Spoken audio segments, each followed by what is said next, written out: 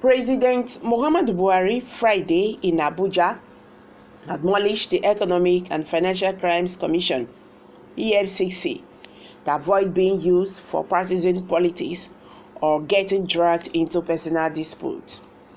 Buhari urged the anti-graft agency to focus on saving the nation to entrench good governance.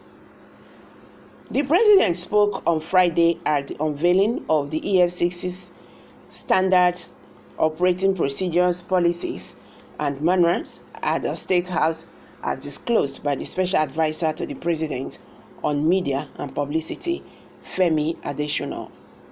He also advised leaders and all operatives of the Commission to resist the temptation of being influenced by political actors for personal gains or to score political points. I must advise the leadership and operatives of this commission to resist the temptation of being used for partisan politics or being dragged into personal disputes. Your job is to serve the nation in its effort to entrench good governance, he said. Sources, however, told Sahara reporters that the president was only trying to silence the EFCC following the agency's encounters with some of his political associates, which the affected cronies considered as embarrassing. The national leader of the All Progressive Congress (APC), Bola Tinubu, and the former governors of Imo and Nasarawa State, Rochas Okorocha, Abdullahi Adamu, respectively, have all complained about the anti-corruption agency in the case of doing its job. They accused the EFCC of being used by their adversaries as a tool for political witch hunts. Buhari is using that to silence the EFCC because Rochas Okorocha complained recently. Adamu Abdullahi was embarrassed. Tinubu reportedly was forced to write a statement recently, one of the sources said. During a meeting with Buhari at the presidential villa, Abuja, in February, Okorocha cited the intervention of his host over what he described as unjust harassment by the EFCC. Speaking to correspondents after the meeting, he said, "I also used this opportunity to intimate Mr. President of what is going on between me and the Economic and Financial Crimes Commission and the harassment and intimidation that I am getting from the EFCC, literally on daily basis, and to inform him that I have court judgment and 2 court orders for different judgments at different forums, which stop the EFCC from harassing and intimidating me. The EFCC has refused to obey the law.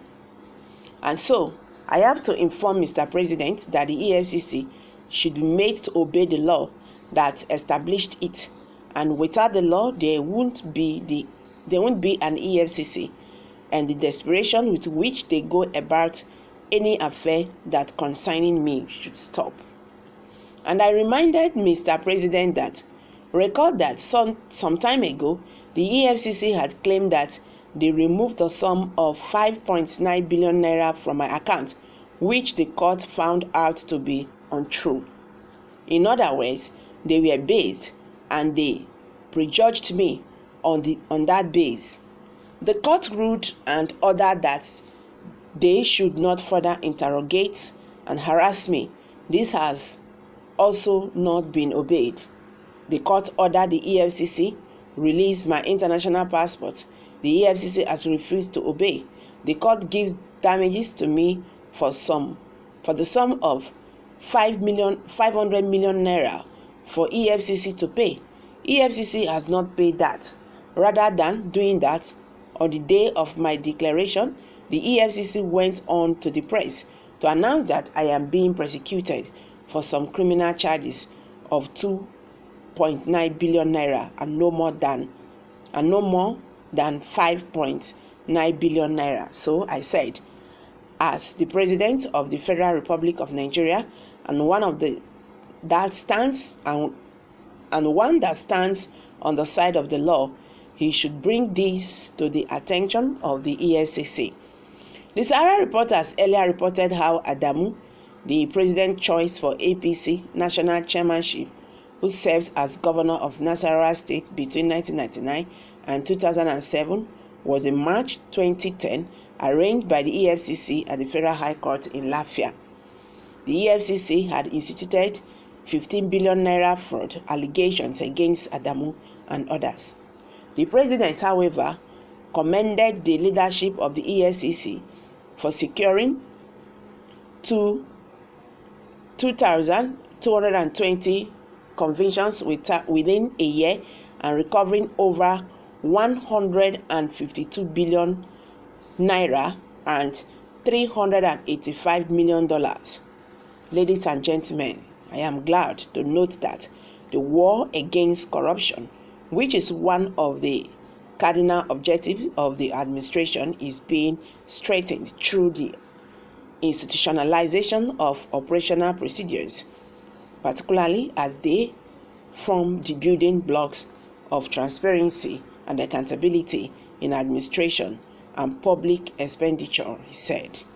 Further commending the EFCC chairman, Abdulaziz Bawar, Buhari noted the efforts of the agency's leadership to institutionalize the commission by developing 26 standard operating procedures and 25 police and manuals for the departments, units, and staff of the commission. The president said, "Ladies and gentlemen, these outstanding facts achieved are being unveiled today, and I would like to use this opportunity to encourage other ministries, departments, and agencies of government, especially law enforcement agencies, to also ensure the standardization of their processes within the extant laws and regulations as provided in their statutes. I need not underscore the importance of today's occasion, but let me remind you that the stakes are high, but national expectations are higher. Therefore, we must continue to strive and deal decisively with matters in accordance with the law, with the rule of law.